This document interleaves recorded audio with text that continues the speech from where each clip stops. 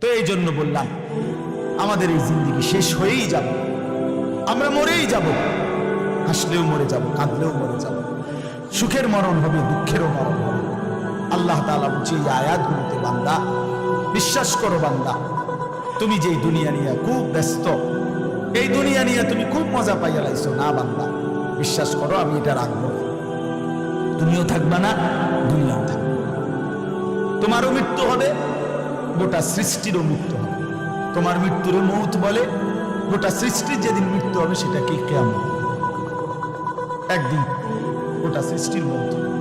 এই আল্লাহ বলেন কাল্লা ইদা দুক্কাতিল আরদু দাক্কান দাক্কা, সাবধান বান্দা, মনে রেখো একদিন এই জমিন, এই গোটা সৃষ্টি চূর্ণ বিচূর্ণ হয়ে যাবে, ভাঙচুর হবে, একদম ভেঙে চুরচুর করে ফেলবে।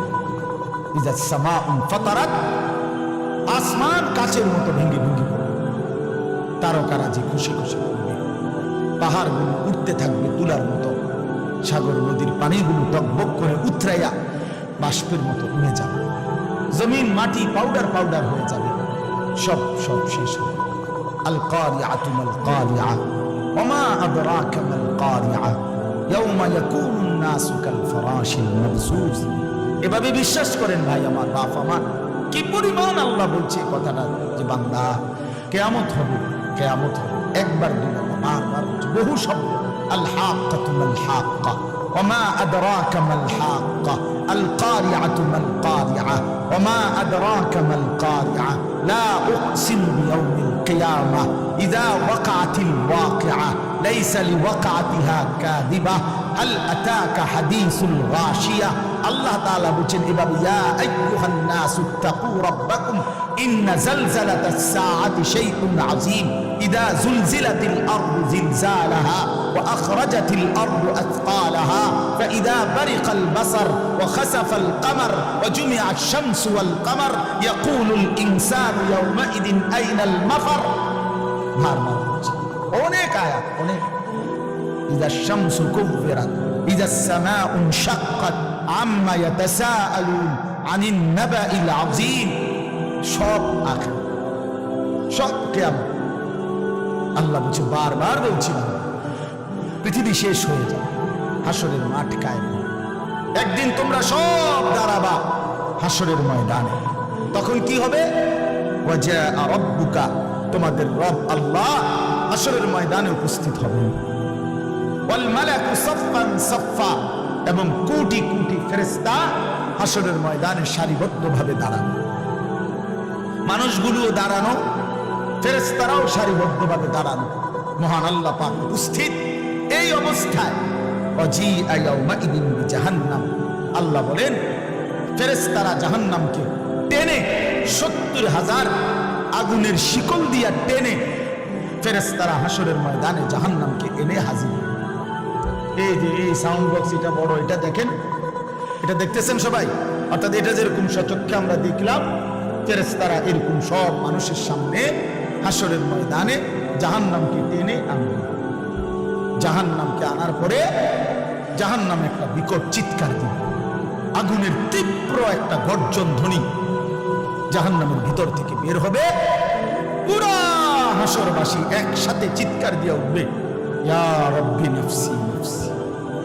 এই প্রথম হাসরবাসীর কথা। এর আগে পুরা হাসরের ময়দান চুপ থাকবে। এই সর্বপ্রথম জাহান্নামের চিৎকার শুনা মানুষগুলো সব চিল্লানি দিয়ে উঠবে, ইমানদার কাফের সবাই, ইয়া রাব্বি নাফসি নাফসি, আই মাওলা আমাকে বাঁচা। ফেরেশতারা ইব্রাহিম নবীকে বলবে, ইব্রাহিম, ওই যে আপনার ছেলে ইসমাইলকে দেখা যায়, ওর জন্য কিছু বলবেন? আল্লাহর কসম, ইব্রাহিম আলাইহিস সালাম বলবে, ইয়া রাব্বি নাফসি নাফসি, মাওলা আমারে বাঁচা, আমারে বাঁচা। ওটা ওদিকে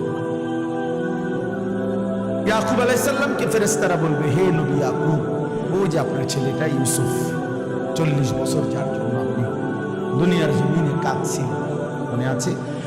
কাঁদতে কাঁদতে চোখ অন্ধ বানিয়েছেন, ওর জন্য কিছু বলবেন? ইয়াকুব আলাইহিস সালাম বলবে, ইয়া রাব্বি নাফসি নাফসি, না মাওলা আমাকে বাঁচা, আমি বলবো। এই হলো হাসরের ময়দান। আল্লাহ তাআলা বলেন, ইয়াউমাইদিন ইয়াতাযাক্কারুল ইনসান ওয়া আন্না লাহু যিকরা। ভাই বন্ধু, এই শেষ কথা বলে দেখেন, তরজমা শুনলেই বুঝবেন। আল্লাহ তাআলা বলেন, এই হাসরের ময়দানে প্রত্যেকটা নাফরমান পাপী তার দুনিয়ার জীবনের সব কথা মনে পড়ে। এই চুরি, ডাকাতি, সুদ, ঘুষ, কিস্তি, মিথ্যা, চিটারি, বাটপারি, হ্যাঁ, মদ, জুয়া, নাচ, গান, নারী, নেশা, অশ্লীলতা, বেহায়াপনা, হারাম রোজগার, ওজনে কম দেওয়া, মিথ্যা বলা, বাটপারি, চিটারি, সমস্ত নাফরমানি আমার আপনার মনে পড়ে। আল্লাহ বলেন, আন্না লাহু যিকরা। কিন্তু বলো না বান্দা, সেদিন মনে পড়ে কি লাভ? মনে তো পড়বে, বুঝে তো আসবে, লাভ কি? লাতারাবুন্নাল জাহিম সুম্মা লাতারাবুন্নাহা আইনাল ইয়াকিন। জাহান্নামকে তো সচক্ষে দেখবা বাবা, সব তো মনে পড়বে, লাভ কি? তখন নাফরমান কি বলবে? ইয়াকুলু ইয়া লাইতানি কদ্দামতু লিহায়াতি। প্রতিটা নাফরমান আফসোস করবে, হায় আমার মন্দ কপাল, আমি যদি দুনিয়ার জীবনে থাকতে আজকের এই আখিরাতের জন্য কিছু পাঠাতাম, কিছু নাকি যদি পাঠাইতাম, কত না ভালো হতো। ফায়াউমা ইদিল লা ইউআযযিবু আযাবাহু আহাদ ওয়া লা ইউসিকু ওয়াসাকাহু আহাদ। সাংঘাতিক কথা। আল্লাহ বলে, বান্দা, সেদিন হাসরের ময়দানে আমি আল্লাহ পাক তুমি নাফরমানকে যে শাস্তি দিবে, দেওয়া হবে। আল্লাহ পাক বলে, বান্দা, এমন শাস্তি তোমারে আর কেউ দেয় না। তোমার এমন মারা মারমু, এমন ফিডা ফিটমু নাফরমান, এমন ফিডা তোরে আর কেউ পেল। এইটার অর্থ এটা। ওয়ালা ইউসিকু ওয়াসাকাহু আহাদ। সেদিন হাসরের ময়দানে আমার ফেরেশতারা তুমি নাফরমানকে যে বাধা বাঁধবে, এই শক্ত বাঁধন, এমন বাধা তোমারে আর দুনিয়াতে কেউ বাঁধে নাই, তুমি টের পাবে।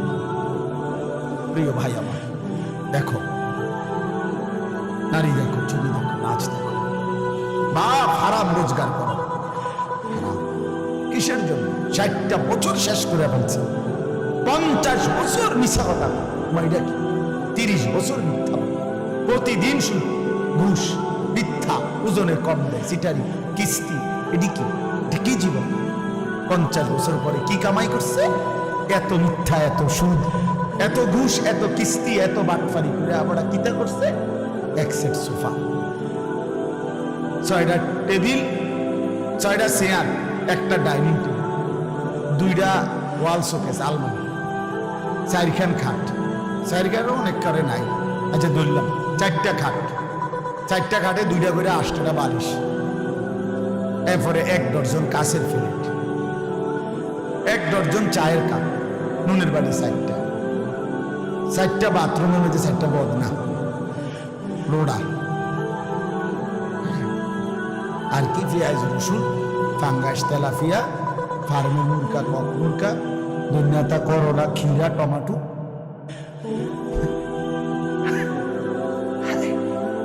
হায় হায় রে কাকা, এ বুঝি এই দূরের লাগে এত মিশা কথা কোন লাগে? কি আর কি ডাকাইতে নাম এতটি মিশা কথা কই আপনি হুদা এই 6টা ডেসে আনি বানাইলেন?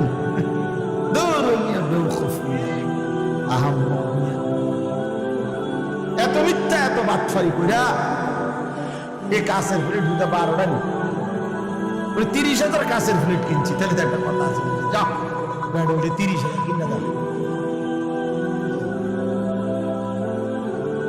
কথা বুঝেন নাই আপনি? মানে এই সামান্য একটু দুনিয়া, সামান্য কুদ্দুর ভাত মাছ, এটুকুর জন্য এত বড় আখিরাত ছেড়ে দিলেন, এক ওয়াক্ত নামাজ পড়তে পারলেন না, এতগুলো মিথ্যা হারাম রোজগার করলেন। আস্তাগফিরুল্লাহ। আল্লাহ বিবেক দান। ভাইয়া হতাশ হইেন না, ফিরে আসেন, হতাশ হইেন।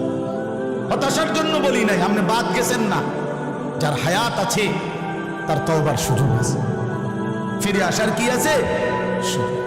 ইন্নাল্লাহা ইয়াকবালু তাওবাতাল আবদ মা লাম ইউগারগির। মৃত্যুর গড়গড়া, মৃত্যুর মুহূর্তের যন্ত্রণা আসার আগ পর্যন্ত আল্লাহ তাআলা ওয়াদা দিয়েছে, বান্দার তওবা আল্লাহ কবুল করবে। আল্লাহ বলছে, বান্দা হতাশ হইও না, 90 বছর পরেও যদি সমস্ত গুনাহ ছেড়ে দিয়া আমারে ওয়াদা দাও আর করবা না, চোখের এক ফোঁটা পানি ফেলে মাফ চাও। আমি বললাম আমি 90 বছর একসাথে মাফ করে দেব। মাফ, হতাশ হইও না বান্দা, ফিরে আসো, আমি তোমার জান্নাত দিতে চাই বান্দা, তুমি নেও বান্দা, নেও। ওয়াসারিউ, বান্দা দৌড়াও, আমার জান্নাতের কাছে আসো, নেও বান্দা, নেও। কোরআন শরীফ আল্লাহ ডাক দিছে, বান্দা আও না, আও না বান্দা, নেও না, নেও বান্দা, ফিরাইয়া দিও না আমার মতো মালিকের জান্নাত। ইজা রাআইতা সাম্মা রাআইতা নাঈমান ওয়া মুলকান কাবীরা। আল্লাহ বলে আমার বান্দা যখন জান্নাতে যাবে তো ঘুরে ঘুরে চোখ ফিরাইয়া ফিরাইয়া সে জান্নাত বারবার দেখবে, আরো বড়, আরো বড়, আরো বড়, শেষ পর্যন্ত বুঝবে তাকে এক বিশাল সাম্রাজ্য দেওয়া হয়েছে। সবচেয়ে ছোট জান্নাত যেটা সবচেয়ে ছোটটা, জান্নাত যেটা সবচেয়ে ছোট, এটা কে রূপে মনে করেন? 2টা রুম, একটা বারান্দা, 2টা রুম আর একটা বারান্দা। এটা সদর বদর মনে করছেন আপনি? এটা 10 দুনিয়া পার, সবচেয়ে ছোটটা। তো বাকিগুলোর অবস্থা কি? আপনি গিয়া মাইতে আসেন, আল্লাহ কবুল করে নেন। তো বাপ আল্লাহ তাআলা বলেন বান্দা কষ্ট পাইবা, বান্দা বড় শক্ত বাধা বাঁধবে, বড় বেশি আযাব মিলবে, কাজে নাফরমানির এই জিন্দেগি ছেড়ে দাও, নাফরমানির এই হারাম ছেড়ে দেন, হারাম রোজগার করেন না, আমি অনুরোধ করলাম। মিথ্যা বলিয়েন না, সুদের টাকা কিস্তির টাকা নিয়েন না আপনি, ইনশাআল্লাহ এমনিতেই জিন্দেগি চলবে, এমনিতেই হাজারো মানুষের চলতেছে। আপনি যেদূর পারেন জিফুতের লাগিয়া করে যান, বাকিটা ওরা করবে, আপনি পুরা শেষ করতে পারতেনও না, দরকারও না। আমি থাকতে যদি তোরা জিফুতের জন্য বাড়ি ঘর দুয়ার সব করে দিয়ে যাইতে না পারি, আমি মরলে তারা কেমনে চলবো? না, আমনে মরার পরে পৃথিবীতে কাম বন্ধ, না না না, আমনে শেষ কামলা, পৃথিবীর শেষ কামলা আমনে, চাচা আমনে শেষ কামলা যাইতে আছেন দুনিয়ার থেকে। আমনে মরার পরে সূর্য ডুববে যাবে, চাঁদও আর উঠতো না, পৃথিবীতে আর কোনো কাম কাজ সব বন্ধ হয়ে যাবে, তারপরে শেষ কামলা যাইতে আছে দুনিয়ার থেকে। এটি কথা হইল মিয়া? আপনি মরলেও পৃথিবীতে কর্ম, পৃথিবীর আলো বাতাস সব থাকবে কিনা বলেন না কেন?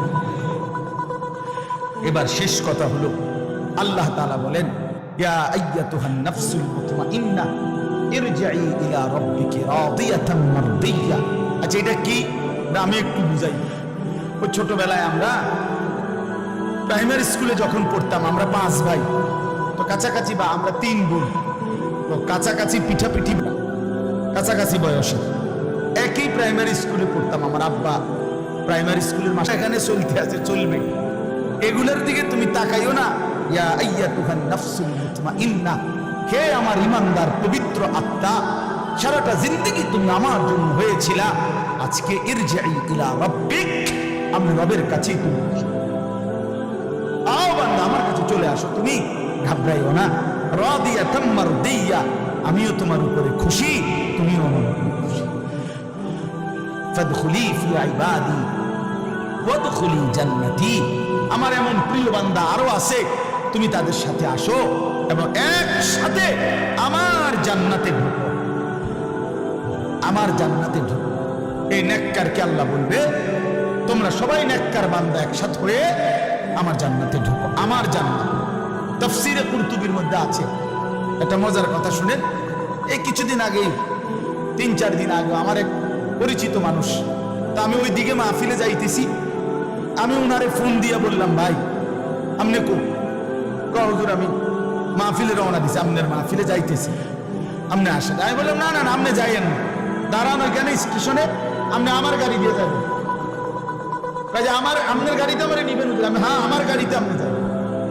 তো আমার বলার উদ্দেশ্য হলো এই কথাটা, যে আমি যখন তাকে বলছি যে ভাই আপনি আমার গাড়িতে যাইবেন, সে এত খুশি হয়েছে যে হুজুরের গাড়িতে আমারে নিব, তার কাছে অনেক বড় পাওয়া মনে হয়েছে।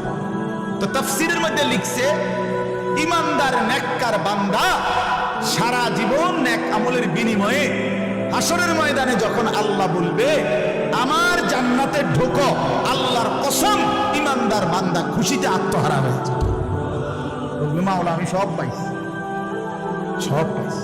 আপনার জান্নাতে ঢুকতে বলছেন, আমার জীবনের সব পাওয়া হয়ে গেছে, সারা জিন্দেগির মেহনত সার্থক। এই জন্য কোন ইমানদারের জন্য আল্লাহর সন্তুষ্টি পাওয়া সবচেয়ে বড় নিয়ামত, ওয়া রিদওয়ানুম মিনাল্লাহি আকবার।